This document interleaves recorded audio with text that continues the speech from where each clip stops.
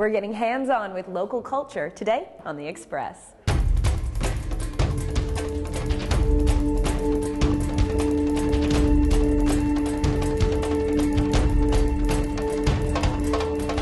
On today's show, the idea of giving gifts really is a way to tie yourself to someone and to a place, to a community. Entwined Histories at the North Vancouver Museum. Was it a good run? Yeah.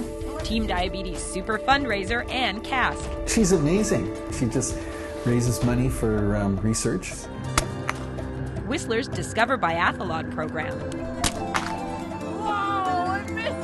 It's not just a flexible body that you get a more flexible mind. The philosophy of health at Yaletown's Y Yoga. As you exhale, bow forward, folding the body to the legs, Uttanasana. See that and more local expression.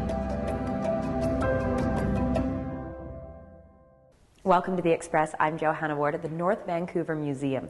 Today we're going to learn about the significance of gift giving in Squamish culture and learn about Aboriginal rights activist Maisie Hurley through the new exhibit Entwined Histories. But first we get to meet a champion in the world of diabetes research. Ann Kask has completed 8 diabetes marathons, and she's found a new way to cook up some attention for the cause.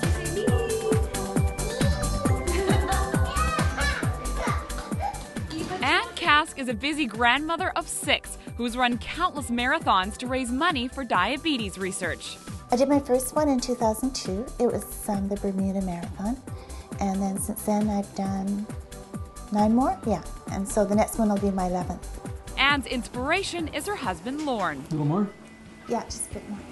My husband has been a type 1 diabetic for 50 years. And he was my inspiration to run. I think that as we've lived together, we've been married over, 36 years. One's always searching for a cure. When I was a teenager, I was told that I would have a much shorter life expectancy, and among other problems. And so you just need to pack it into a smaller package. I've seen what diabetes does to him, and it's a cruel disease. It's really cruel, but he's never lost his sense of adventure and his sense of humor, and he's just had a really, really good attitude. Ann loves to cook, and she's turned that passion into a very successful fundraiser for the Diabetes Foundation. I went and asked chefs and resorts and restaurants to donate recipes, and because it was for Team Diabetes and a good cause, they were more than willing to give me really good recipes. Today, Ann is cooking up 2 of her favorite recipes for her grandkids. This is really easy. This is 3 ingredients, and it's one of my favorite ways to have salmon. Nice. And this is one of the recipes that your husband helps you out with? Yes, he does. And this is sort of a tradition in our family. What are the 3 ingredients? 3 ingredients are soy sauce, garlic powder, and some brown sugar. Another one of Ann's favorite salmon recipes is one she's been cooking her family for years. And what are we going to be making today? We are going to be making snapper in a red curry sauce. Sounds good. And why did you choose this one? This is a really tasty recipe, and it's really quick to make. And it looks very healthy. What do we got here?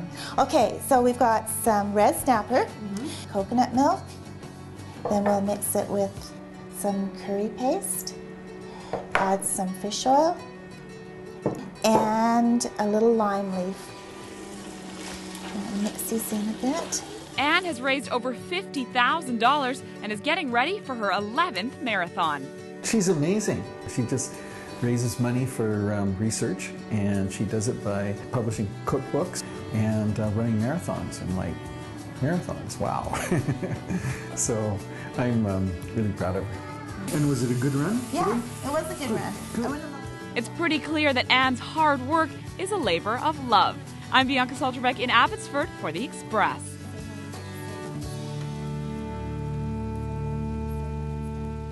If you'd like to support Ann and get your hands on one or all of her cookbooks, you can send her an email, info@castgraphics.com. You can also go to teamdiabetes.ca to learn more about the marathon happening in Iceland this summer with Team Diabetes. You can donate or you can sign up and run with me. And right now on The Express, we're going to take a little run back in time, exploring the new exhibit, Entwined Histories, here at the North Vancouver Museum.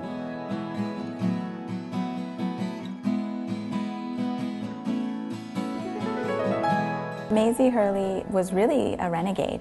She was quite eccentric. I think she really was an inspiration for many people who were advocates for minorities, and particularly her interest was First Nations of the area. The objects in Entwined Histories are called the Maisie Hurley Collection, and they did belong to Maisie Hurley. They were gifted to her by First Nations people from across the continent. Many of them came from Squamish community members who were very close friends with Maisie.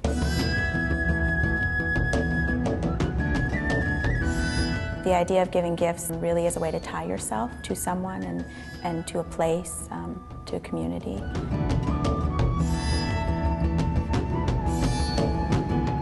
So this seems like it would be a giant honor to receive a blanket. Oh yes. This is a Squamish Huejo. This is a Squamish chief's blanket.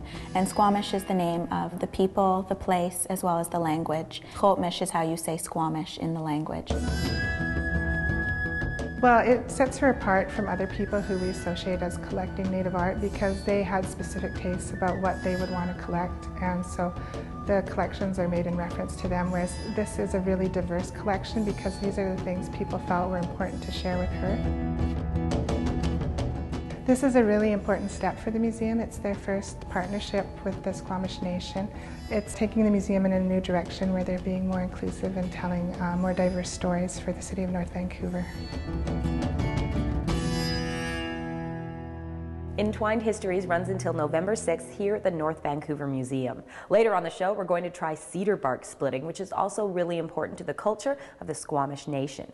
Right now, we're heading up to Whistler, where mountain culture is adopting a Wild West feel, thanks to the 2010 Games and the Discover Biathlon program. Travel along with us on the Quality Assured Collision Road Trip as we explore the many marvelous attractions and activities of beautiful British Columbia. It is the #1 winter sport in Europe, believe it or not.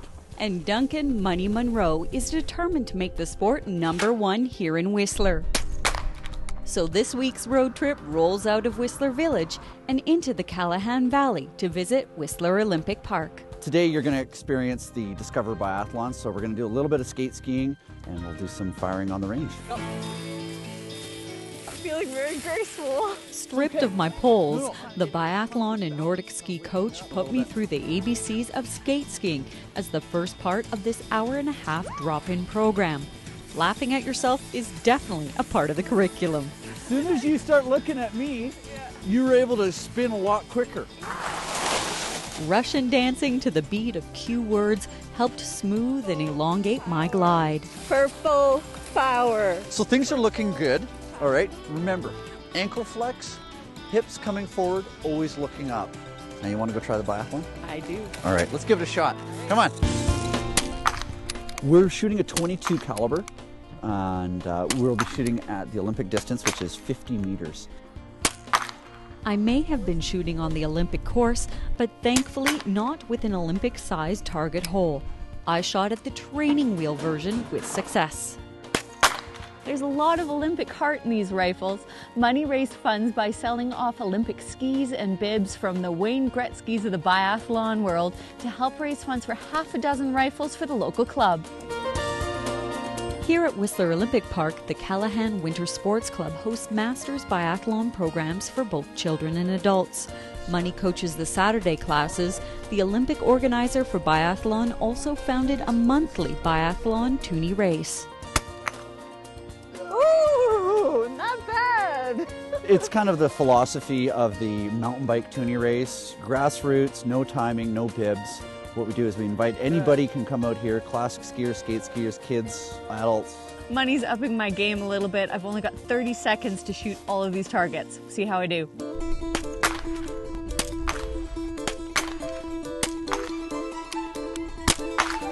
Whoa, I missed it! Oh! Penalty loop. So if you miss one target, one shot, you have to ski 150 meters in the penalty loop. Oh, I've done a few BC Cups, and I spend a lot of time in the penalty loop sometimes. But thanks to Money, this loop of shame feels more like Olympic-sized fun. From the Callahan Valley, I'm Nicole Fitzgerald for Shaw TV. Entertaining and informative, the Quality Assured Collision Road Trip. Weekends on Shaw TV. Always something new and exciting. Waxing plays a huge role in the biathlon athlete's success. An example of that, the Olympic Norwegian team spent $12 million on waxing during the 2010 Games. And no, we're not talking Brazilians. You're watching The Express, and we've got more from the Entwined HIstories exhibit here at the North Vancouver Museum coming up, and these ways to get you moving. Charge up the outer edge of your left leg. After the break, the health benefits of yoga. Many, many benefits from practicing yoga. For less dancing with Burgundy. We're all about the tease. You're going to loosen your fingers just a tiny bit. You're watching local TV on The Express.